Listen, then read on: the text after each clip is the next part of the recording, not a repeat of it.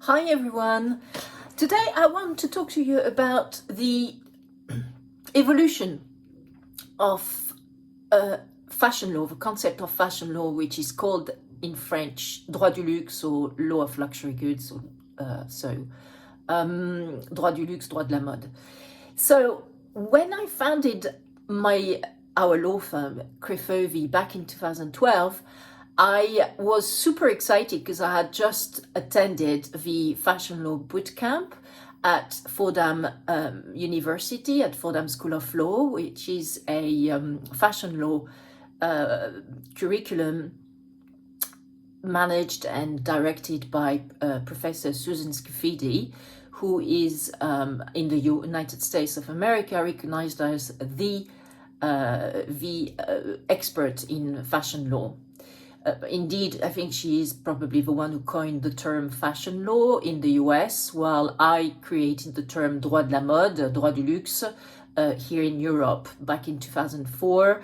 I was the co-editor and also basically the organizer of the drafting of a thematic supplement, of a supplement for the law review, l'Ami droit des affaires, which focused on basically the emergence of fashion law, the law of luxury goods, droit du luxe, back in 2004, as I said, so quite a long time ago. Because I was a young lawyer by then, I was practicing as a banking and finance lawyer at one of the most prestigious and largest firms in France, which is called Gilles Loiret Noël, in banking and finance law, and I could only see that there were lots of interactions between the legal profession and also the fashion and luxury sector, and that in order to become, there was something to be done here in order to become a fashion law expert, a luxury goods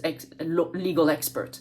And so back then, back in 2003, back in 2004, I started thinking that, perhaps it could become its own legal discipline. It's all legal practice, droit du luxe, droit de la mode, fashion law, law of luxury goods. And so that's why I decided to approach l'Ami droit des affaires and create that supplement on the droit de la mode. So you can actually access that supplement from our websites, crefovi.com and crefovi.fr if you wish, by just typing in droit de la mode, droit du luxe in our search bar. So I wanted to basically, with this, now I have, how can I say, I can take a step back. Yes, that's it. I can take a step back on the evolution of droit du luxe et droit de la mode. And what's been happening is that it emerged, as I said, back in 2003, back in 2004, with Susan Scafidi doing the work out of the US, me doing the work here in Europe. And it became quite important, and it grew even larger after the financial crisis in 2008, 2010. Why? Because there were quite a lot of lawyers out of jobs, out of work, and because the fashion and luxury goods sectors were doing so well, it seemed like an industrial sector that had some good prospects of employment, which is actually true, because thanks to the globalization, up to 1 or 2 years ago, before the COVID-19 crisis, with the globalization, obviously the fashion and luxury sectors have massively developed and made the most of globalization. So by this I mean that they have expanded in the market where the growth and demand for luxury products is the highest, like in Southeast Asia and China, as Asians have discovered, I'd say around 10 years ago, luxury products from Europe, and now really love it. So for them it's a sort of status thing and a class thing to actually own some luxury products.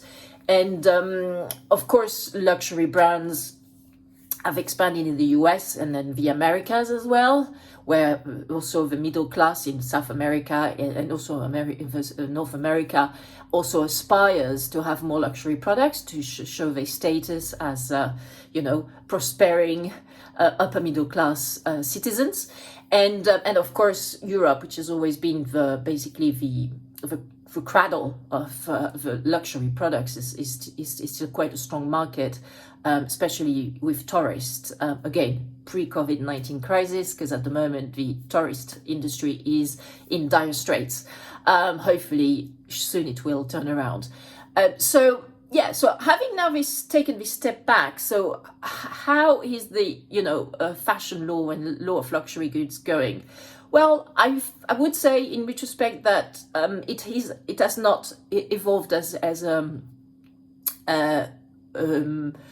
legal practice in itself. I think that there was a bit of a fad in between 2012, I'd say, and 2014-15, with lawyers who wanted to brand themselves, solely as luxury fashion lawyers, a bit like art lawyers or energy lawyers or banking lawyers, etc.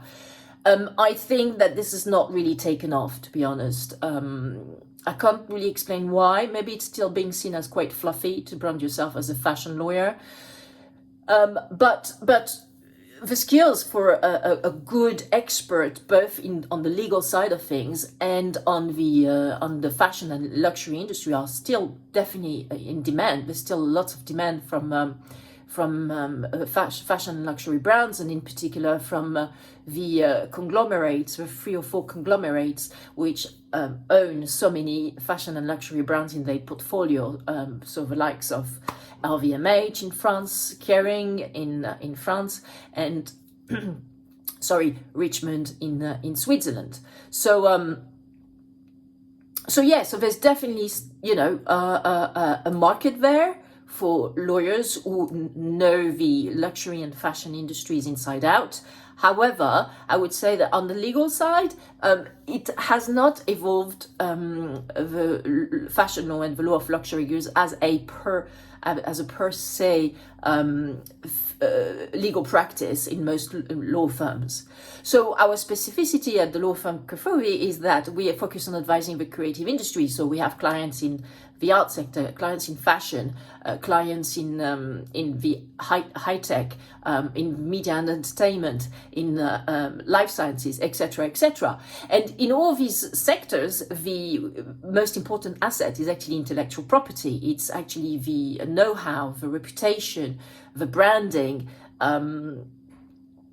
So intellectual property rights. So as a fashion lawyer, or as a creative lawyer, if you want to call it like that, you do need to be strong with basically negotiated contracts. You need to be strong with intellectual property rights and how to enforce them and how to protect them for registration.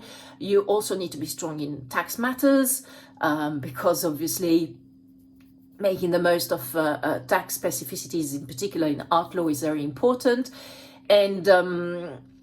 And also, litigation is also important if you want to be able to enforce intellectual property rights or defend some defendants who have been wrongly accused of infringing property rights. Competition and antitrust law is also of the essence. So it's really great, in order to have a well-rounded legal practice focusing on basically business law, which allows you to develop a skill set in different type of legal fields that are relevant to the creative industries. And that is really great because you never get bored. It's very heterogeneous. It's a very diverse type of work as a lawyer, and it's very creative as well. And also you have the pleasure of working with creative people.